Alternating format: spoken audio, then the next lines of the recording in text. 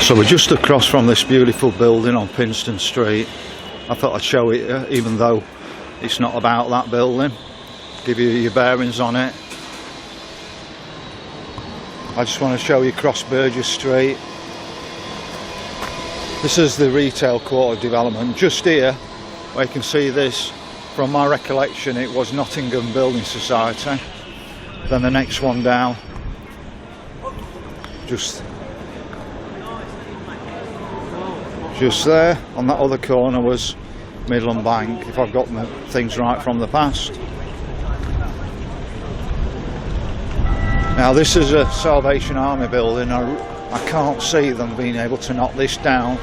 If they do, there ought to be a massive outcry about it. This building should be repurposed.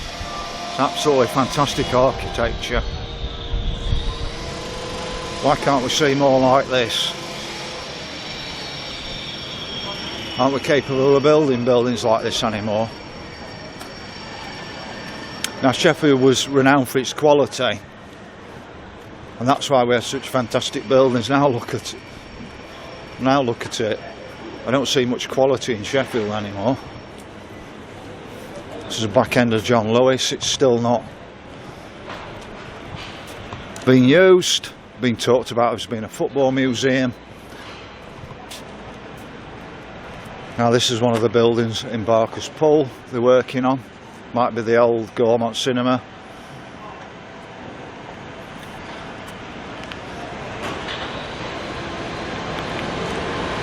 So you can see the back of this, but just imagine most of the streets around here would have been buildings like this and this. Can't blame the Germans for most of this. Most of this destruction was done after the war. We did get some areas hit, like bottom of High Street, Angel Street, Snig Hill, and then the Moor, which got obliterated, but like I said, most of the damage was done after the war. Got an interesting looking old post here, says Laycock House on it. And the more comments that you can get, people can give me, the better, because give me nudges of things in Sheffield. I want to try and capture it, because it looks like it's been removed and we're being reset stone at a time. I just want to show you the contrast up here as well.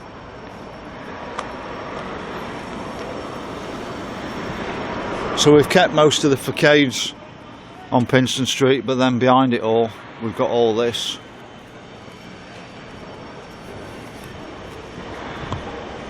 And we're walking up now to where Henry's was. First place I ever had a pint in a vase.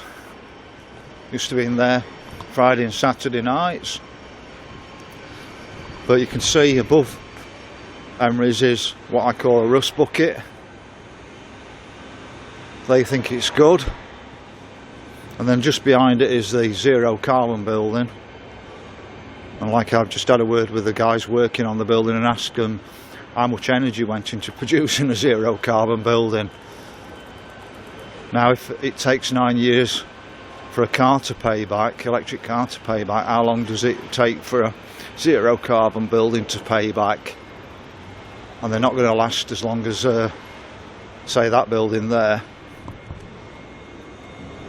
But the problem is that Emirates bar is just, all you're now seeing is actual old frontage. Behind it the building's been completely replaced, so it's not the same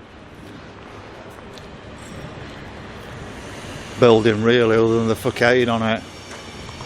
There's Grosvenor House,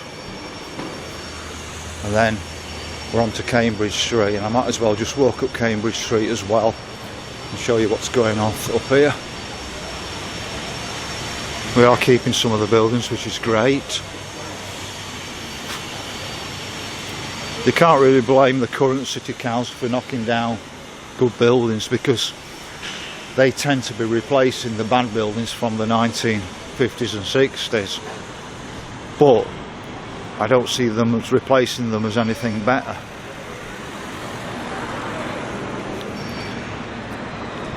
Like I said, we had a once in a lifetime opportunity to actually make a difference in Sheffield.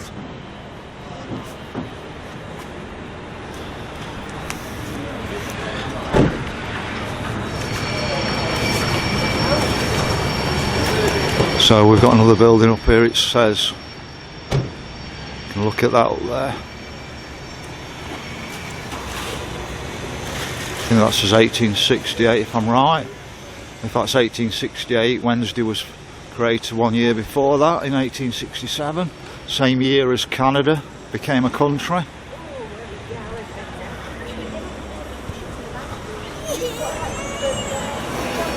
Now I think that was the that was an offshore to Coles at one bit. Might be in a toy shop.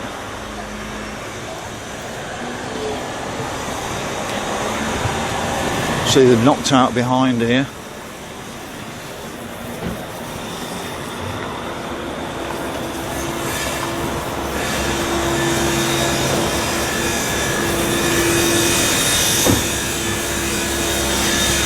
But I know around the back of the City Hall there was a building called Andrews that used to sell books, and all around the back of City Hall all completely gone to what it was.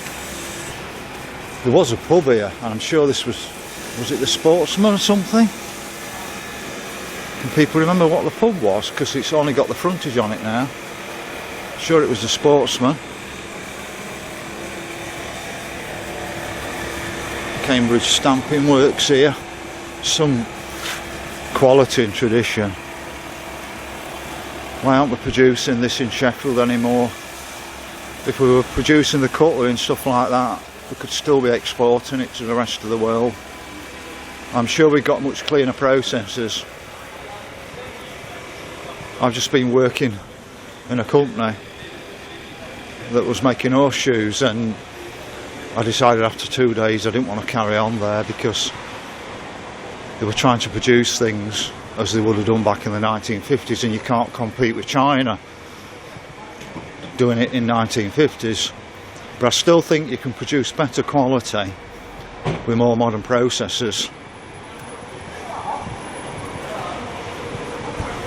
So we're coming in to Barker's Pool, but I want to swing back round and show you Cambridge Street.